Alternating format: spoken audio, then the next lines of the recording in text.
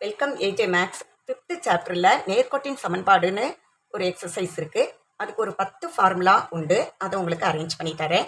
Number 1, இது ஒரு கோடு X வழியாகவே போகுதுன்னு வைங்களேன். அந்த நேர்கோட்டின் சமன்பாடு y = 0 இருக்கும். அதே நேரம் அந்த ஒரு கோடு ஒய்ஹெச் வழியாக போகுதுன்னு வைங்களேன். அப்போ எக்ஸ் என்னவாக தான் இருக்கும்? 0 இருக்கும். அந்த நேர்கோட்டின் சமன்பாடு x = 0.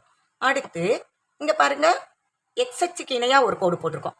அப்போ அந்த நேர்கோட்டின் சமன்பாடு என்னவா இருக்குன்னா y = b இருக்கும். அதே நேரம் ஒய்ஹெச்சுக்கு இணையாக ஒரு நேர்கோடு போட்டேன்னா அதனுடைய சமன்பாடு x = c இருக்கும்.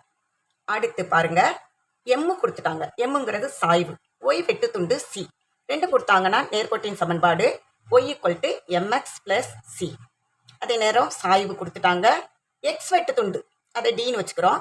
அப்படி கொடுத்தாங்கன்னா y = m × x - d. இப்போ இந்த ஒய் வெட்டு துண்டு எக்ஸ் வெட்டு துண்டும் இல்லாமல் இருக்கும். எப்போ? அந்த கோடு ஆதி புள்ளி வழியாக போகும்போது. அப்போ ஒய் = mx மட்டும்தான் இருக்கும். நெக்ஸ்ட்டு சாய்வு கொடுத்துட்டாங்க, ஒரு செட் ஆஃப் புள்ளி கொடுத்துட்டாங்க. அப்போ நேர்கோட்டின் சமன்பாடு எப்படி இருக்குன்னா y - y1 = m × x - x1 இருக்கும். அடுத்து ரெண்டு செட் ஆஃப் புள்ளிகள் கொடுத்துறாங்க, x1 y1 x2 y2 அப்படின்னு கொடுத்தாங்கன்னா நேர்கோட்டின் சமன்பாடு என்ன தெரியுமா? y - y1 / y2 - y1 = x - x1 / x2 - x1.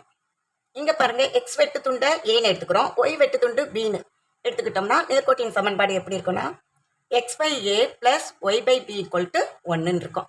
Okay, இந்த 10 ஃபார்முலாவையும் நல்லா படிச்சுக்கோங்க. எக்ஸாமுக்கு உங்களுக்கு யூஸ்ஃபுல்லாக இருக்கும். தேங்க்யூ.